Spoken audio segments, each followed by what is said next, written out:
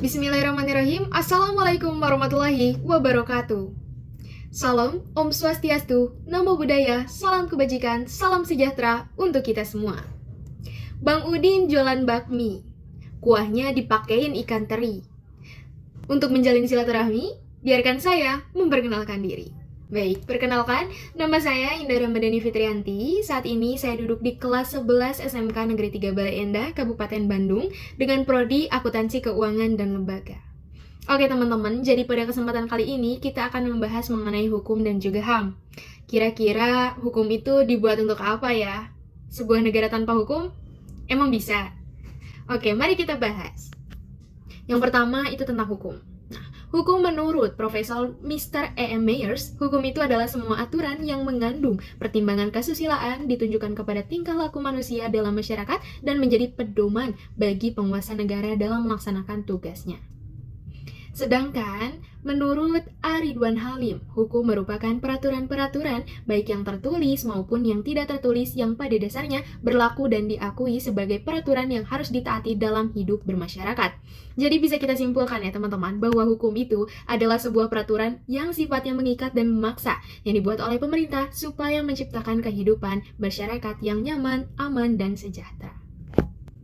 Nah, selanjutnya ini adalah contoh penerapan hukum dalam kehidupan sehari-hari. Di antaranya adalah melakukan siskamling, membayar iuran kebersihan, mengikuti upacara, tidak terlambat masuk sekolah, menghindari kekerasan atau bullying, membayar pajak tepat waktu, dan lain-lain.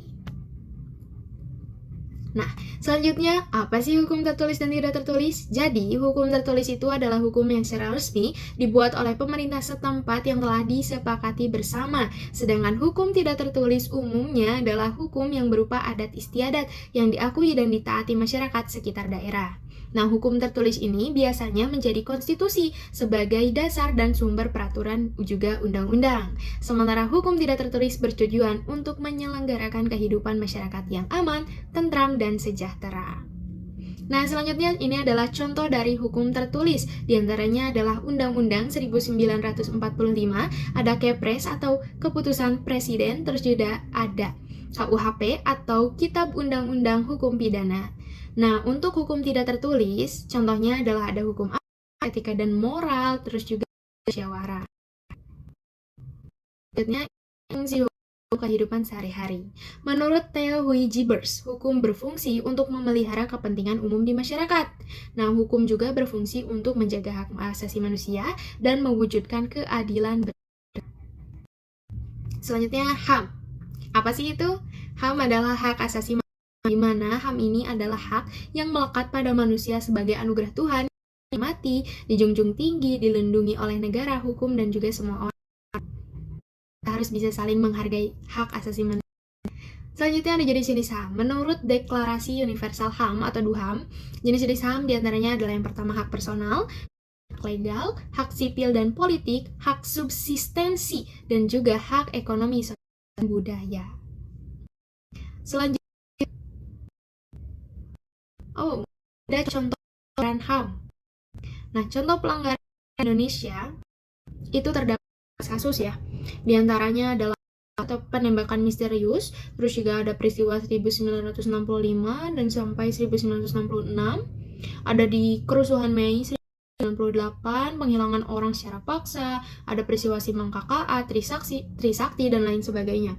Pada saat ini, teman-teman, kasus pelanggaran HAM itu masih marak terjadi di kalangan kita sebagai pelajar. Contohnya apa? Adalah kasus bullying. Kenapa sih itu menjadi contoh pelanggaran HAM? Karena bullying itu telah merenggut kebebasan seseorang, merenggut hak asasinya, merenggut hak untuk hidup tentramnya.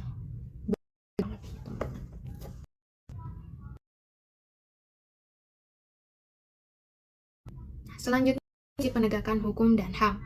Menurut Manfred Nowak, prinsip penegakan hukum yang pertama adalah saling bergantung, universal, tak terbagi, dan saling terkait. Sementara menurut Rona KM bahwa prinsip penegakan hukum dan HAM itu diantaranya non-diskriminasi dan juga martabat.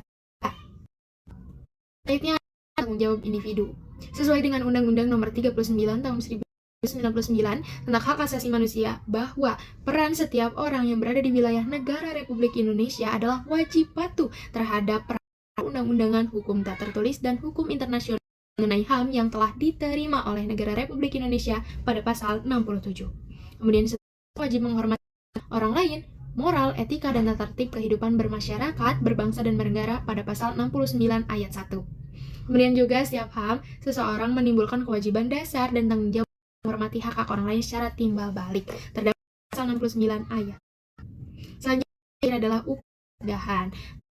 Yusuf Lubis dan Muhammad Sodeli bahwa upaya pencegahannya bisa dilakukan dengan penegakan demokrasi dan supremasi hukum, meningkatkan kualitas pelayanan publik untuk mencegah berbagai bentuk pelanggaran, meningkatkan penanaman dari masyarakat lembaga politik terhadap upaya penegakan hukum HAM yang dilakukan pemerintah, meningkatkan pemahaman mengenai prinsip masyarakat, meningkatkan profesionalisme seluruh lembaga keamanan dan pertahanan, kemudian meningkatkan kerjasama secara harmoni antar kelompok.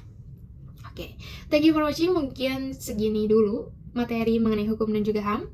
See you the next video. Wassalamualaikum warahmatullahi wabarakatuh. Dadah.